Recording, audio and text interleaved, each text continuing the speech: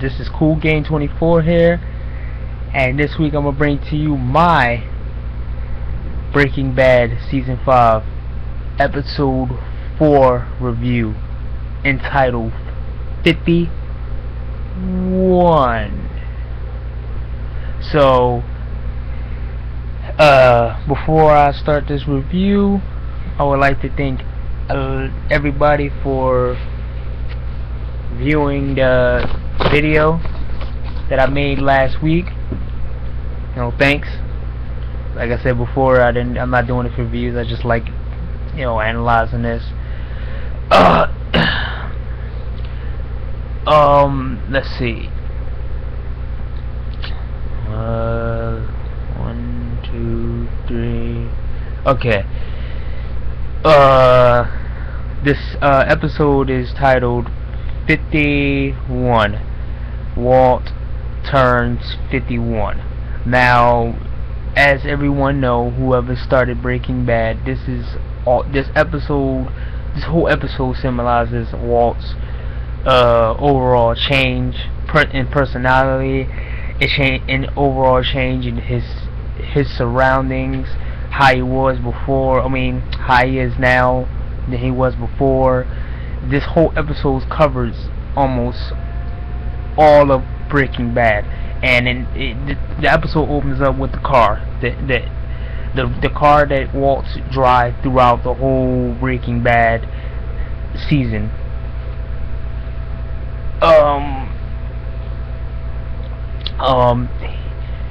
You hear the guy talks about, I forgot, I think that's the junk. I don't think that's the junkyard guy. That's someone else. The car repairman, telling him about all the repairs he had all the repairs that he had to do to the car, the window shield, based off, I think, Jane's death, after Jane's death in a plane crash.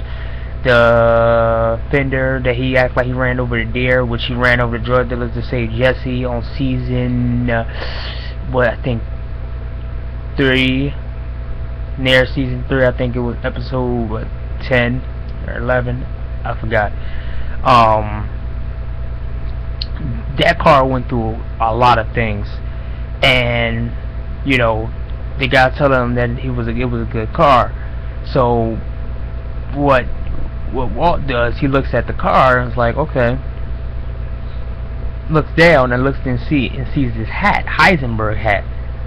He grabs it, and his personality usually change when he grabs that hat and turns into Heisenberg. He needs the hat to to get the confidence of all that other stuff, so he can transform into Heisenberg without anybody ever noticing what the hat means to him.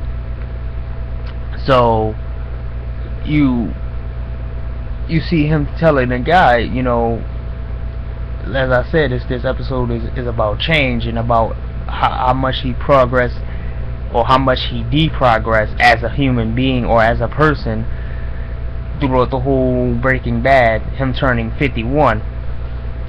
And he sells the car. He sells the car to the guy and buys a whole new one. And it's a sleek one, it's a black one, it's more molded to his personality. And then after that, you see him gets, I think, the same exact car that he did when he blew it up. I don't think that was the same car. I don't know. But he bought his son a brand new car. Now, as we seen before, his wife had a problem with it, but now she didn't know what he was capable of back then.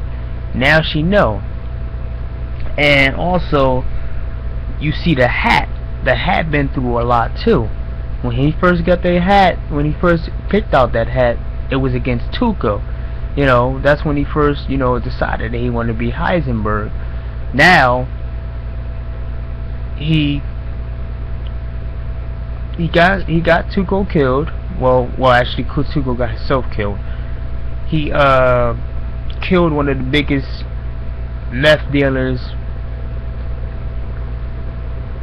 of all time, I think, on Breaking Bad. And now he's the king, as the title of the promotion gets. He is the king. But as a king, he has to learn everything about the drug business before he become all-powerful king. You know, I don't know how to say that, but now we see Skylar come in, and she's in the driveway. She sees the new car that Walt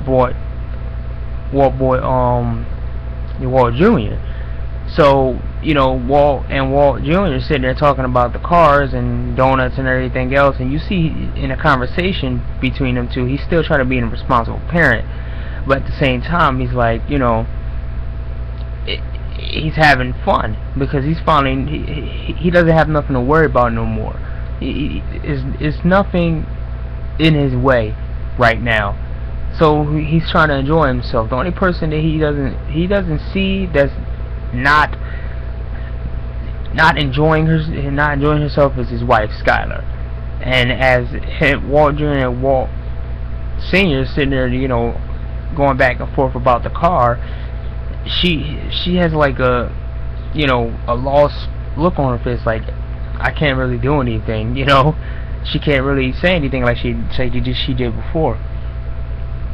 After that, he tells her about the money, and they're back at it again, and she suggests that Walt Jr. goes to a boarding school, and he's like, why would he go to a boarding school and he only got 1 year left?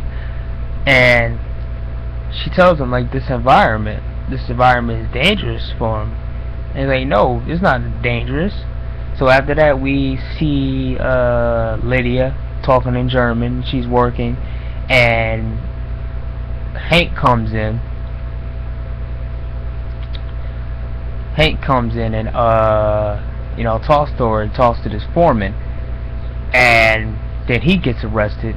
I think either it's in Germany or I think it's in Mexico. I don't know where they at, but she was at work. I think before that, I think, I don't know. Let me see. I'm trying to remember. I think the Hank scene was before the Lydia one. Well, I don't know. I think I'm mixing them up, but it was a scene.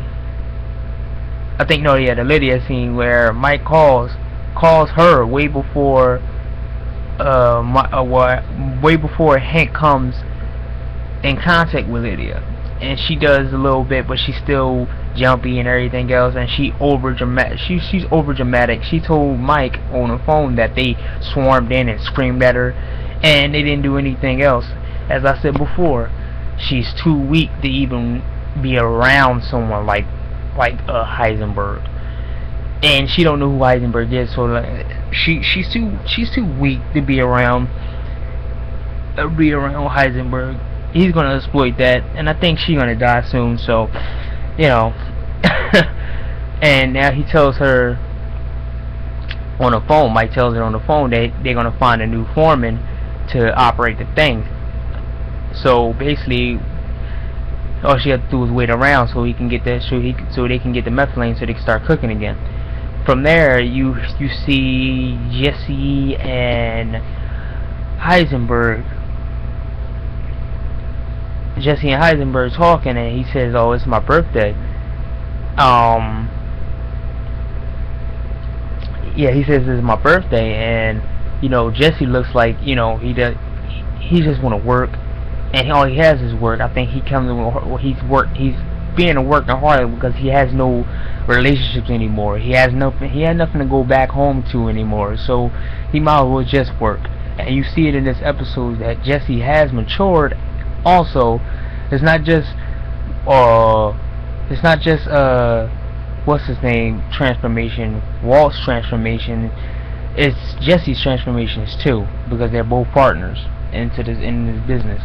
Yeah, he tells him happy birthday and like a little, you know, like a honest John, and you know, I think Heisenberg kind of took it in consideration, like, yeah, thank you. Like he kind of took it there, like it's his, like, the happy birthday, even though it was kind of like struggish. He took it as like, okay, yeah, because his son wished him happy birthday, and the whole breakfast scenario, as we've seen episode 1, we saw that one, and and now we know that it was a tradition. So basically, we know that that first episode of season 5 symbolizes that either his family is dead, either he killed his own family, he got his family killed, or his family was taken away from him. Either those three, because it was tradition for her to, you know, to cut up the stuff and create a number for Walt for his birthday. For his birthday buffalo. Excuse me. Ugh. So as we see going on now, we got Lydia. We got Walt talk. I mean, not Walt. Hank talking to, you know, Gomez about let's see, Gus. As I said before, the theme of all my other Breaking Bad reads, I said there's a theme going on here where Heisenberg has to beat Gus. He has to beat Gus in every other way, with organization structure, his intimidation factor, everything that Gus was, that made Gus as powerful as he was. Heisenberg has to beat. And it shows that when Hank says, you know, he's like, you know, they're trying to keep this guy alive. Like, even when he's dead, he's still playing around with the cops. He's still playing around with us, and they're not saying anything. He ran the tight ship. So they had a little brief conversation and talking to each other, and then after that, like, I think a superior came in and told Hank that he has the job. He can run the DEA office he can run the DEA office if he wants the job. And Hank took the job. He considered it, and he said, okay, yeah, I'm gonna take the job. Now after that scene, I think it was the breakfast thing, I think, and Hank and Marie came over, and this scene was the extreme crazy scene that that I ever. It shows how dark this series has got. So Hank and Marie come over. Before they come over, they have a brief conversation about Skyler's infidelity to Walt with Ted, and you know, they had their little conversation between it. It was a little. It wasn't really that important, so I'm not going to get to details with that. But after that, during the whole birthday dinner thing, what's his name?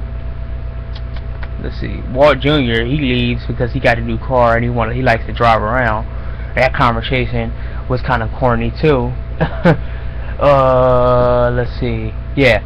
So Walt tells, you know, Skyler, I mean not Skyler, well, he was talking to Skyler, but she walked off, and she started looking at the pool.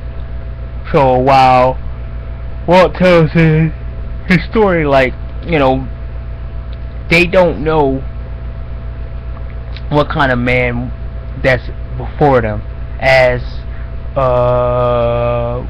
Hank's superior said, you don't know, how can I not know about this guy's in front of me?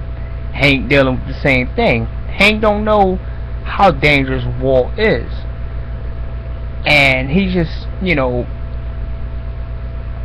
doing the little mild-mannered guy act towards Hank and Marie, telling them how long it was this year, you know, it's been a year since my diagnosis. He's just talking and talking and talking about them, like, you know, trying to get a lot of sympathy from him. I think it was trying to get sympathy from him. So Skyler is just sitting there looking at the water, and as we see it, she tried to commit suicide. But I think she tried to commit suicide as a bargaining chip, and also to get away from Walt, because she knew she couldn't beat him. And it shows that later on in their confrontation. So after that, you know, they have a talk. Well, after that, I think it's the scene when Lydia meets Jesse, and you know, she see Jesse, she think Jesse's going there to kill her, but he just, she's jumpy and stuff, and she's telling, they have a little brief conversation. So Jesse seems like the guy, like as I said before, he transformed into a more mature person. He's more mature than a person who's been doing this for a whole long and more years. Like, he's a way better character, a very developed character than, you know, he has a more of a, like, a mellowed attitude towards to what he's doing than Lydia does, and she's been doing this a lot longer than he does. He's been doing this only for a year, I think. And you know, when they see the barrel and he can operate the forklift, the stuff that he learned from this the forklift operation. My fault. Let's see. Yeah, what he learned from when he was working in the lab with Gus and Walt. You know, he learned how to operate a forklift. So he operated a forklift, and Lydia and Jesse found that it was a tracker on the barrel, because Lydia wanted them to take a specific barrel. So after that, it's the scene with Walt and Hank talking about the situation they just witnessed with Skyler trying to kill herself. After that, you know, Marie comes in, and then they suggested that the kids go with Hank and Marie for the weekend. So they talk, and Walt figures out that, you know, it was Skyler's idea. So this confrontation comes. It's a very dark confrontation, and not only that, you see, as I say, you see, you know, how dark he became, because the whole house, as anyone should notice, that whole house is a lot darker than it was previous seasons. You know, him walking down the hallway is kind of like anime-ish a little bit, because you see him, like, you see just his shadow walking towards the door. Like, okay, so he has a conversation with Skyler about the whole situation, and he figures out that she tried to do this as like kind of a bargaining chip, or kind of like a planned move to get the kids out of the way of the drug dealing and stuff like that. So they have a little heated conversation, and one of the craziest things that happened is now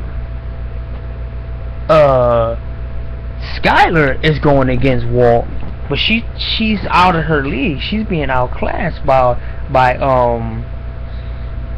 Heisenberg, and then she never witnesses Heisenberg at all. She never witnessed Heisenberg, but now in this episode she does, and out of nowhere, you know, she has an argument with him, and she's trying to counter everything that he says, and she can't do it. And near the end of the conversation, he tells her, like, you know, what you gonna do? What's your next move? This is like, I mean, everything you're saying is a joke to me. And he says, you know, what, you want to go against me? You want to take my children away from me? And, you know, she breaks down and says, no. She says, I don't know what else to do. I don't know anything else. I'm a coward. I don't have your skills, and I don't have your criminal mastermind. I'm not as smart as you.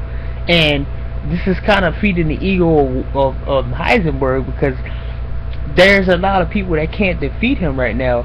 And this comes up with the thing right here. She's trying to go against him, and what makes her, I think, going to be a casualty of Heisenberg. I think she's going to be a casualty, because she said, I'm waiting for the cancer. At the end of that conversation, she said, I'm waiting for the cancer to come back. Guess what, Skyler? And I never liked the Skyler. I said this before. That ricin that he hid in episode 2, will be probably for her. I'm telling you right now, either her or someone else he's gonna poison with that ricin. I'm telling you right now. You heard it from me, Cool Game 24. She's gonna get poisoned if she keep trying to go against Walt. I think if he gets that dark, you're gonna see how dark he's gonna get, and you're gonna see him. I just, I just want to see that day when he does that, because I really don't like Skylar. I just seriously don't like her. So after that scene, that heated scene with them battling back and forth, I suggest you watch it instead of hearing me talk about it. Then you got the whole Lydia situation where Mike and Jesse, Jesse tells Mike that we can't get it because the DEA is tracking it, and Mike, as a former cop, says that's sloppy work even for the DEA. And then he figures out, like, whoa, no, this is Lydia doing. She's dead. I should have killed her. While I had the chance. This is what I get for feeling sorry for her. So he gets up and Jesse tells her, no. Jesse tells Mike, no, don't do it. We still need her contact. We still need her for the methylene. And he says, no, we can stop it, and we can find someone else. And Jesse continues to get in the way of Mike. And then Jesse says to Walt to intervene. And the third thing about Walt is they don't know that he's going all out Heisenberg, and he sits there and says, we're not gonna stop. We're not stopping this ship. We're not stopping this operation. It's gonna keep flowing. And I think he's making a plan out after that scene. After the whole scene with arguing with Mike and Jesse, and Heisenberg intervened, telling him it's not gonna stop. We see Jesse tells him he thanks him for being a voice of reason, and that's ironic, being a voice of reason. Jesse gives him a gift of a watch, and tells him happy birthday. So he looks and it looks like he's like I said before, it looks like he literally taken in considerations of Jesse's feelings to him. Feel like he can take Jesse more seriously, and every word that Jesse says, it's like, finally I can trust somebody in this world, in this criminal underworld, other than myself. So after that, he walks in and Skylar's smoking, and he walks in and says, look what I got for my birthday. Watch, somebody gave it to me for my birthday. And he tells Skylar that this person had a gun to me not too long ago, trying to kill me, and he wanted me dead. So, but he changed his mind, and you will too. That's the oh man, that was a good episode. That was a real good episode. And I'm sorry for if it seems kind of like I'm tripping on my words now because I just woke up, so I'm doing this view just as I'm waking up. Let me finish this off with Lydia is going to be a big problem, and I think she's going to die a lot. I think she's going to die soon. I think, as I said before in my other review, my past review, if she meets Heisenberg, or AKA Walt, he's gonna devour her, because she's not really a strong character. He already devoured Skylar and put her into fear.